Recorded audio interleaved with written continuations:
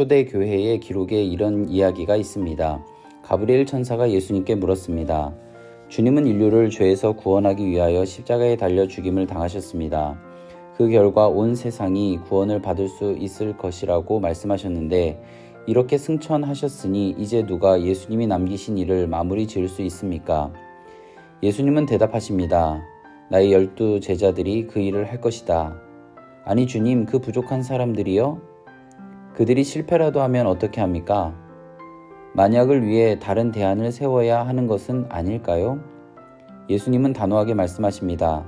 다른 계획은 없다. 나는 그들을 믿는다. 나는 12 제자를 통해 교회를 세울 것이고 나의 교회는 세상 끝날까지 그 역사를 완수할 것이다. 우리는 때로 세상을 바라보며 걱정을 합니다. 세상이 너무 악하다. 이렇게 가면 희망이 없다. 그러나 아닙니다. 세상에 아무리 문제가 많고 타락해도 걱정할 필요가 없습니다. 왜? 세상은 원래 그러니까요. 창세기 6장을 보면 하나님이 세상을 홍수로 심판하실 때 마지막 근거가 무엇이었는가? 세상에 죄가 많아서가 아닙니다. 하나님의 아들들이 사람의 딸들과 연합했기 때문입니다. 하나님의 아들들, 즉 신앙인들이 사람의 딸들, 즉 세상 사람들과 같아졌다는 말입니다. 하나님의 아들들, 신앙인들만 바로 서 있으면 세상이 아무리 혼탁해지고 무질서해도 회복의 가능성이 있습니다. 그래서 기다려줍니다. 그러나 교회가 무너지면 세상은 소망이 없습니다. 그래서 멸망하는 것입니다. 그러니까 이런 공식이 성립합니다. 세상에 죄가 많아서 망하는 것이 아니라 교회가 세상을 회복시킬 능력이 없을 때 망하는 것입니다. 변질되지 않은 교회와 성도만 있다면 어떤 상황 속에서도 하나님의 역사는 새롭게 이루어질 수 있습니다. 교회를 통해 세상이 하나님을 알리고 세상을 변화시키고 세상을 구원할 수 있기 때문입니다. 이런 의미에서 교회는 하나님의 마지막 카드, 히든 카드입니다. 욥기를 보면 하나님이 사탄에게 말씀하십니다. 저기 욥을 보아라. 저렇게 순전한 자가 없다. 그러자 사탄은 하나님이 그에게 복을 주셔서 그렇습니다. 만약에 재앙이 온다면 절대로 그렇지 않을 것입니다. 재앙이 왔는데 그래도 욥은 하나님을 신뢰하고 믿음을 지킵니다. 그것을 보고 하나님이 말씀하십니다. 봐라, 내가 그를 송사했으나 그는 여전히 믿음을 지켜가고 있다. 자랑스러워 하십니다. 이런 의미에서 교회는 하나님의 마지막 자존심입니다. 우리가 세상을 닮아간다면 하나님의 자존심이 무너집니다. 그러면 우리가 어떤 상황에서도 신앙을 지켜간다면 하나님의 자존심은 사는 것입니다. 영광을 받으십니다. 교회는 어떤 곳인가? 첫째로 예수 그리스도의 구원 사역을 이 땅에서 완수하기 위해 세워진 영적 기관입니다. 둘째로 이 세상을 지탱하는 마지막 보루이고 셋째로 하나님의 자존심입니다. 교회에 어떤 권세를 주셨나? 또 내가 내게 이르노니 너는 베드로라. 내가 이 반석 위에 내 교회를 세우리니 음부의 권세가 이기지 못하리라. 마태복음 16장 18절. 지옥의 임도 교회를 꺾을 수 없습니다. 스스로 무너지지 않는 한 외부의 어떤 세력도 교회를 무너뜨리지 못한다는 말입니다. 영적인 것뿐만 아닙니다. 개인과 가정과 사회와 국가의 어려운 문제를 풀어가고 해결할 수 있는 곳은 교회밖에 없습니다. 교회만이 문제를 감당할 수 있습니다. 하나님 아버지 집으로 가지고 오면 해결됩니다. 상처가 싸매지고 막힌 길이 열리고 재앙과 저주에서 벗어날 수 있습니다. 앞으로 가정과 사회는 점점 많아질 문제인 청소년 문제, 부부 문제, 도박과 알코올, 자살, 경제적 양극화 등의 문제는 인간의 힘으로는 어림도 없습니다. 교회를 통해 가능합니다. 그러므로 교회는 위대합니다. 교회가 얼마나 위대한지 확실히 알아야 합니다. 그렇다면 교회와 성도의 관계는 무엇인가? 예수를 나의 그리스도 구원자로 고백하며 그분께 헌신한 사람을 그리스도인이라고 합니다. 그러므로 진정한 그리스도인이라면 예수 그리스도께 헌신합니다. 나는 교회는 다니지 않지만 예수님을 믿는다. 이렇게 말하는 분도 있습니다. 소위 교회 없는 그리스도인입니다.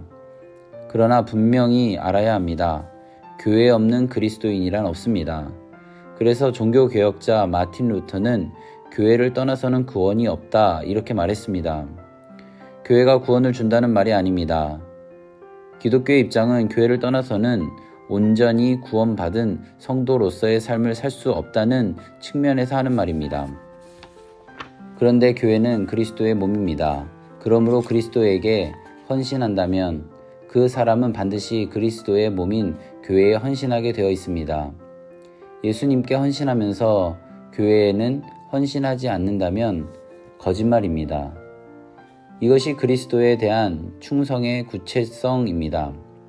교회에 와서 성도가 되고 교회를 통해 신앙이 성장하고 교회를 통해 주님의 일을 하다가 부르실 때 하나님 품에 안기는 것입니다. 그러므로 성도들은 교회와 불가분리의 관계를 가집니다. 교회와 분리된 교인은 있을 수 없습니다. 그렇다면 어떻게 해야 교회는 세상을 향해 그 위대한 사명을 감당할 수 있는가? 어떻게 좋은 교인이 될 수 있는가? 위대한 교회의 사명을 감당하기 좋은 교회의 표지 4가지입니다. 첫 번째, 배우는 교회, 두 번째, 돌보는 교회, 세 번째, 예배하는 교회, 네 번째, 전도하는 교회입니다. 교회에서는 하나님의 말씀을 배웁니다. 세계 최고의 교육학자 페스탈로치는 말했습니다. 강아지는 개가 되는 법을 배우지 않아도 됩니다. 가르치지 않아도 시간이 지나면 훌륭한 개가 됩니다. 먹는 방법을 가르쳐주지 않아도 잘 먹고 오줌 눌 때 다리를 들라고 하지 않았는데도 같이 다리를 들고 오줌을 눕니다. 개다운 개가 됩니다. 송아지도 여물만 주면 때가 되면 훌륭한 소가 됩니다. 돼지도 닭도 마찬가지입니다. 그러나 인간은 그냥 두면 안 됩니다. 가르쳐야 합니다. 그런데 그 다음 말이 더 중요합니다. 그러나 사실은 가르쳐도 안 됩니다. 가르치지 않으면 안 되는데 가르치기만 해도 안 됩니다. 그것은 죄 때문입니다. 교육이 어떻게 더 이상 발전할 수 있겠습니까? 그런데 인격은 이미 처음부터 다 무너졌습니다. 그러므로 지식을 가르쳐서 되는 것이 아닙니다. 진리를 가르쳐야 합니다. 창조자 하나님을 가르쳐야 하고 내가 죄인인 것을 가르쳐서 죄를 용서받아야 하고 성령의 인도를 받으며 살도록 가르쳐야 합니다. 그럴 때 온전한 사람이 될 수 있습니다. 많은 사람들이 성령을 받으면 안 배워도 된다고 생각합니다. 성령께서 다 말씀해 주시니까. 이런 사람들은 거짓말장이입니다. 성령의 별명이 진리의 영입니다. 진리를 배우고 깨닫고 전하게 합니다. 그러므로 성령이 가장 큰 사역은 하나님의 말씀을 듣고 믿게 하는 것입니다. 성령께서 가장 좋아하시는 말씀은 말씀을 연구하고 듣고 깨닫고 전하고 그 말씀을 따라 순종하는 것입니다. 내가 영적으로 건강한지 아닌지를 알 수 있는 방법은 말씀 배우기를 즐거워하는가를 보면 알 수 있습니다. 주일 설교를 일주일에 한 번씩 빼놓지 않고 듣는다면 신앙이 겨우 유지는 됩니다. 그러나 성장하기는 어렵습니다. 그래서 주일 사이에 여러 번의 예배가 있는 것입니다. 예배마다 다 나오면 좋지요. 그러나 다 나오지 못한다면 주일 말씀을 주중에 또 들으면 됩니다. 듣고 또 들으면 그 말씀에 힘을 얻게 됩니다. 듣고 그대로 기도를 따라하면 신앙이 성장합니다. 말씀을 배워야 하고 그것을 가지고 하는 일이 돌봄입니다. 단순히 대화를 나누고 음식을 나누는 것을 넘어서 초대교회에서 모든 물건을 통용하고 각 사람의 필요를 따라 나눈 것처럼 내가 가진 것이 물질이라면 물질로, 시간은 지식으로, 사랑으로서 돌보는 것입니다. 이것이 건강한 교회입니다. 그래서 심리학자 폴 투니어는 말했습니다. 세상에서 혼자 할 수 없는 것이 2가지 있다. 하나는 결혼이고 또 하나는 그리스도인이 되는 것입니다. 예수님을 믿으면 하나님 앞에서 나 홀로가 아니라 신앙 안에서 서로 교제하며 돌보면서 성장하는 것입니다. 교회에서 대접받으려 하면 안 됩니다. 누군가를 돌보고 섬겨야 합니다. 그래야 건강한 교회, 건강한 신앙이 됩니다.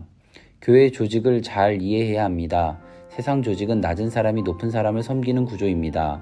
그러나 교회 조직은 아닙니다. 높은 사람이 낮은 사람을 섬깁니다. 부장님들은 팀장을 섬기고 팀장은 팀원을 섬기고 팀원은 교인을 섬기고 교인은 세상을 섬기는 것입니다. 대통령이 높아지기를 바랍니까? 아닙니다. 국민을 섬기기를 바랍니다. 세상은 더 높다고 대접받으려 하지만 교회 안에서는 그러면 안 됩니다. 높아지면 그만큼 섬길 사람이 더 많아지는 것입니다. 초대교회는 날마다 성전에 모이기를 힘쓰고 모여서 예배했습니다. 예배하면서 기도에 힘쓰고 하나님을 찬미했습니다. 뜨겁게 기도하고 온 정성을 다해 찬양했습니다. 성전에서 모이기도 했고 집에서 모이기도 했습니다. 다 함께 모이는 전체 예배와 소수가 모이는 구역 예배 두 가지 다 있습니다. 예배가 살아있는 교회가 좋은 교회입니다. 예배 시간에 은혜를 받는 성도가 좋은 교인입니다. 나는 예배를 갈망하는가? 예배에 빠지지 않고 나오는가? 예배 순서에 적극적으로 참여하는가? 뜨겁게 기도하고 찬양도 열심히 부르는가? 박수도 치라면 치는가? 나는 옆 사람의 열심을 쉽게 만드는 소방수는 아닌가? 나는 예배 중심으로 삶을 조직해 가는가? 스스로 질문해야 합니다. 예배를 제대로 드리게 되면 그것으로 끝이 아닙니다. 예배를 드리면 신령한 두려움이 생겨나고 하나님의 임재를 느끼며 표적이 나타납니다. 상처가 회복되고 문제가 해결되고 영혼이 새로워집니다.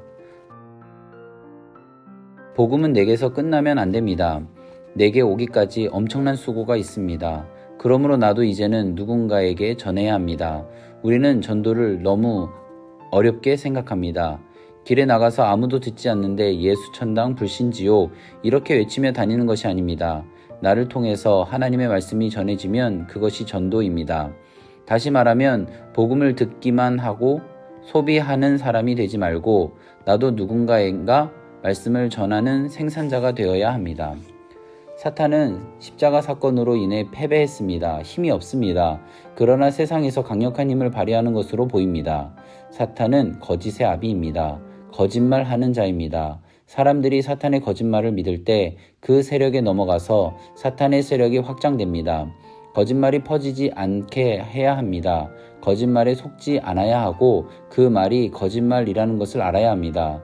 그것을 위해서 빗된 진리의 말씀이 전해져야 합니다. 그래야 참말과 거짓말을 구별할 수 있습니다.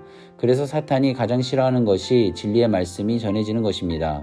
빛이 비추이면 어둠이 물러가는 것입니다. 그래서 그 빛을 끄려고 하지만 그러면 그럴수록 더 진리의 말씀을 전해야 합니다. 이렇게 네 가지가 있을 때 좋은 교회가 되고 이 세상을 향한 하나님의 뜻을 이루는 교회가 될 수 있습니다. 또한 열심히 배우고 기쁨으로 섬기고 뜨겁게 예배하고 부지런히 전도하는 사람이 좋은 교인입니다. 교회와 성도에게 가장 중요한 것은 예수님을 가까이 하는 지위입니다. 세상에서 높고 낮음을 중요하게 여기지만 교회와 성도에게는 예수님을 사랑하는 법, 예수님께 가까이 나아가는 것이 가장 중요합니다. 교회 올 때마다 우리 교회는 좋은 교회인가 물어야 합니다. 좋은 교회를 만들어야 하겠다는 마음을 가져야 합니다. 그리고 좋은 교회가 되는데 방해되는 것들은 개혁해야 합니다. 기독교는 개혁된 교회이며 동시에 개혁되고 있는 교회입니다. 또한 나는 이 교회의 좋은 교인인가? 말씀을 배우고 돌보고 예배하며 전도하는가 물어야 하고 그렇게 되기를 힘써야 합니다.